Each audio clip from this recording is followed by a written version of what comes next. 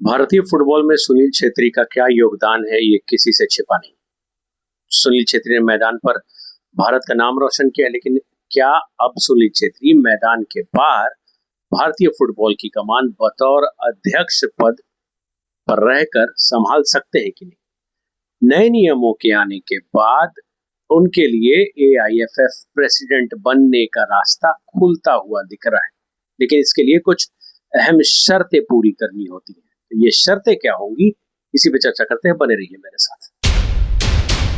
सरल भाषा में समझे तो सुनील छेत्री भारतीय भविष्य में AIFF all India football federation के प्रेसिडेंट का चुनाव लड़ सकते हैं, लेकिन केवल महान फुटबॉलर होना या बहुत सबसे ज्यादा गोल करना, विश्व में तीसरे नंबर पे रहना, परफॉर्मर होना चुनाव लड़ने के लिए उन्हें पूरी तरह से योग्य नहीं बनाता है। अब आते हैं एआईएफएफ के नियम 2026 के अनुसार।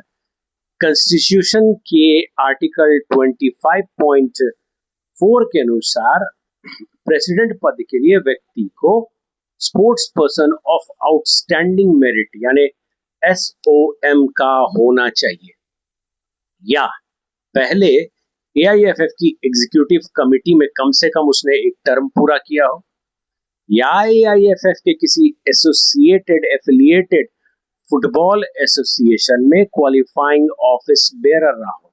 तो एफिलिएटेड फुटबॉल एसोसिएशन यानी राज्य संघ में ऑफिस बेरर रहा हो, साथ ही भारतीय नागरिक हो, रेसिडेंट हो और कम से कम 25 वर्ष की आयु को पूरा करता हो और एआईएफएफ की जनरल बॉडी का वोटिंग मेंबर हो। तो इन सारे शर्तों को सुनील छेत्री बहुत कम क्वालिफाई करते हैं। एक ही शर्त है जो सबसे पहले मैंने कहा, that is SOM sports person of outstanding merit. ये शर्त क्वालिफाई करते हैं। भारत के वो नागरिक है, 25 साल से ऊपर है और अद्भुत खिलाड़ी है, तो ये शर्त वो क्वालिफाई करते हैं। तो अब है कि एआईएफएफ के जनरल बॉडी का वोटिंग मेंबर, ये भी वो इस शर्त में भी वो फिट नहीं बैठते हैं। एआईएफएफ ने बतौर, देखिए एक डेटा देता हूं मैं, एआईएफएफ ने जुलाई 2026 में 20 पुरुष और 20 महिला रिटायर्ड फुटबॉलर्स का SOM रोस्टर बनाने के लिए आवेदन मांगे, जिसकी अंतिम तारीख 13 सितंबर 2026 है।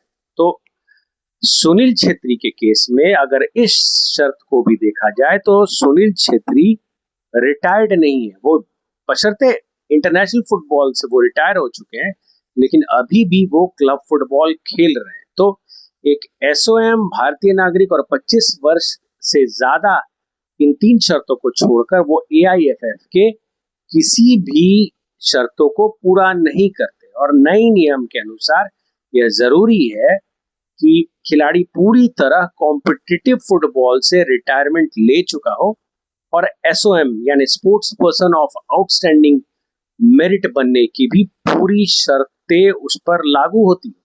इसलिए छेत्री के मामले में हम ये कह सकते हैं कि सबसे महत्वपूर्ण बात उनका रिटायरमेंट स्टेटस है। अगर वो अभी भी कॉम्पिटिटिव फुटबॉल खेल रहे हैं और उनके पुराने शानदार प्रदर्शन या उपलब्धि के आधार पर उन्हें सीधे SOM मानकर प्रेसिडेंट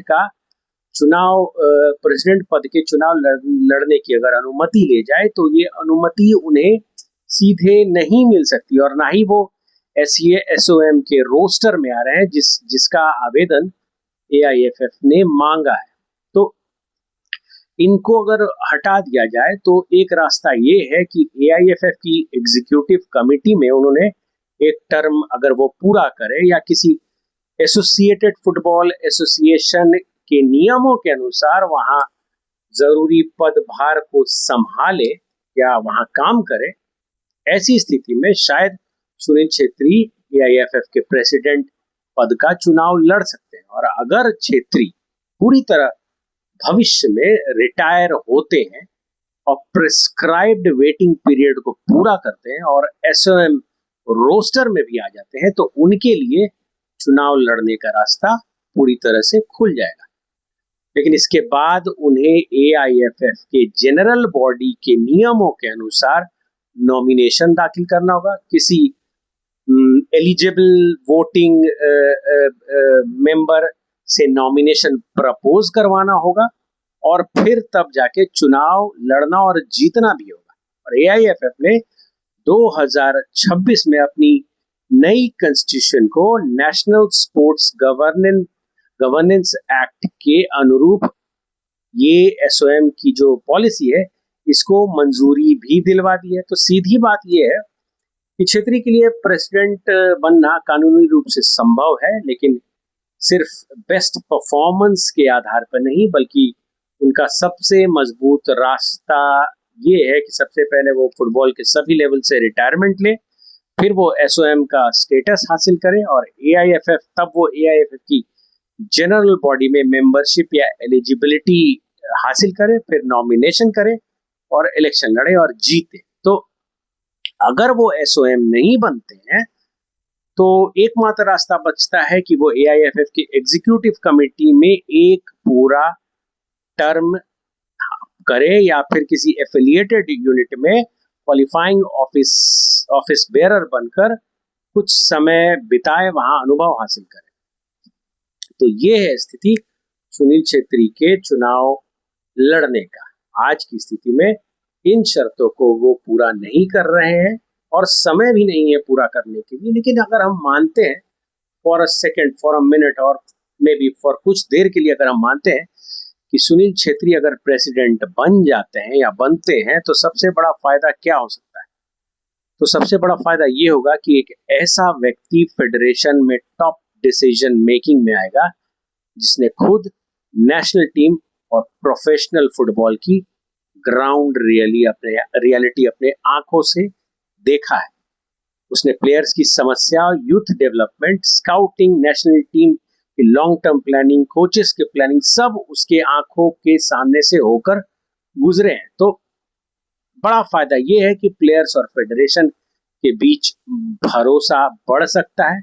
छेत्री की क्रेडिबिलिटी के कारण खिलाड़ी और कोचेस उनकी बात को ज्यादा गंभीरता से लेंगे। लेकिन रियलिस्टिक बात यह है कि प्रेसिडेंट बनने के लिए छेत्री अकेले बनकर भी छेत्री अकेले इंडियन फुटबॉल को बदल नहीं सकते। उन्हें स्टेट एसोसिएशन, क्लब्स, कोचेस और एआईएफएफ के पूरे टीम के साथ काम करना होगा। और उनकी सबसे बड़ी ताकत भी यही होगी कि फुटबॉल को सिर्फ एडमिनिस्ट्रेटर की तरह नहीं बल्कि एक खिलाड़ी के रूप में वो भारतीय फुटबॉल को देखेंगे। तो आपकी क्या राय है? क्या भविष्य में सुनील छेत्री कभी भारतीय फुटबॉल महासंघ, ऑल इंडिया फुटबॉल फेडरेशन का अध्यक्ष पद स्वीकार करेंगे? ये पूरा कंटेंट मैटर हाइपोथेटिकल था, लेकिन मुझे आपके थॉट्स की जरूर, आपके कमेंट्स की जरूर इच्छा होगी कि आप रिप्लाई करें। तो वीडियो देखने के लिए धन्यवाद। जय हिंद, जय भारत।